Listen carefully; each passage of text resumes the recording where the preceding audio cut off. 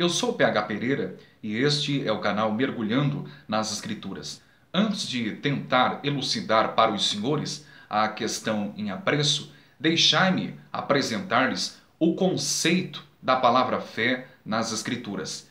Quando a Bíblia trata sobre a questão da fé, existe pelo menos três definições do conceito da palavra fé nas Escrituras.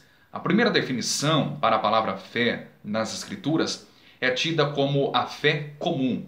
Esta fé, por sua vez, todos os seres humanos a têm. Até mesmo o ateu, o agnóstico, não é? Que diz que não tem fé, ele tem sim, pois ele crê em algo.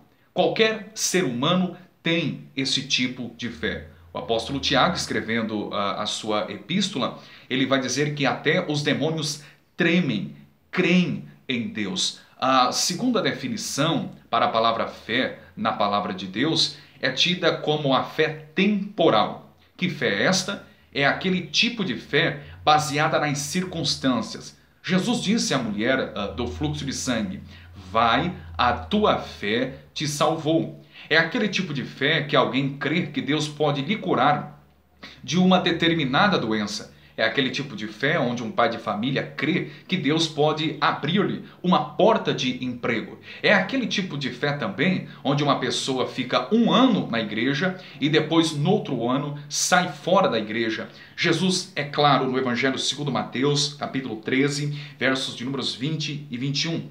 Porém, o que foi semeado em pedregais é o que ouve a palavra e logo a recebe com alegria, verso 21.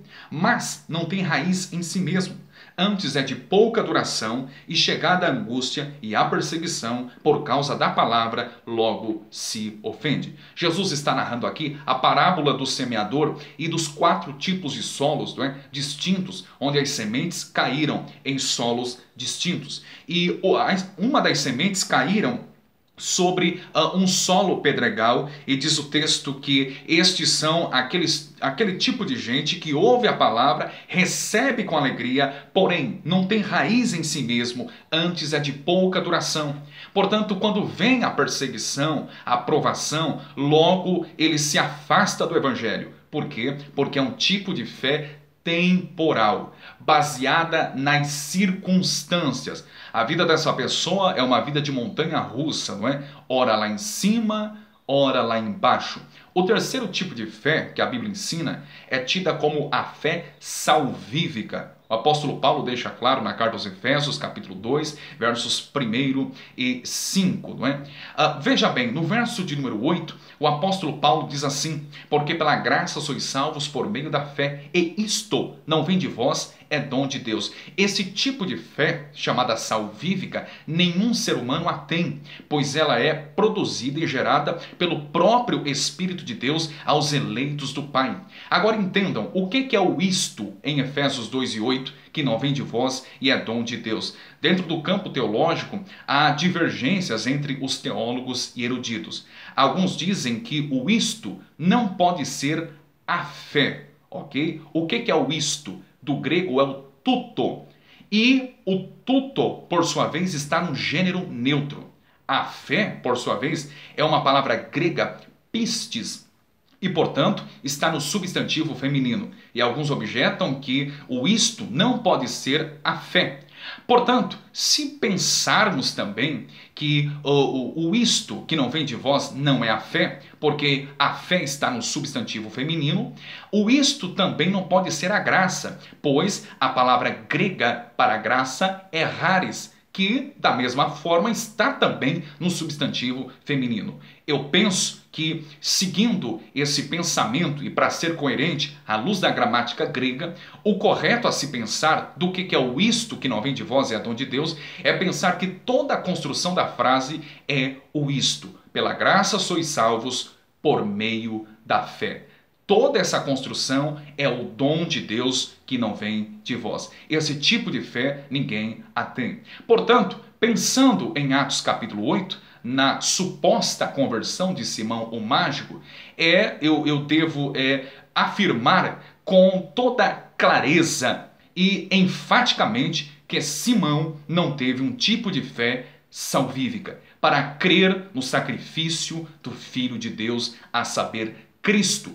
Simão teve um tipo de fé temporal ou circunstancial, isto é, baseada na circunstância.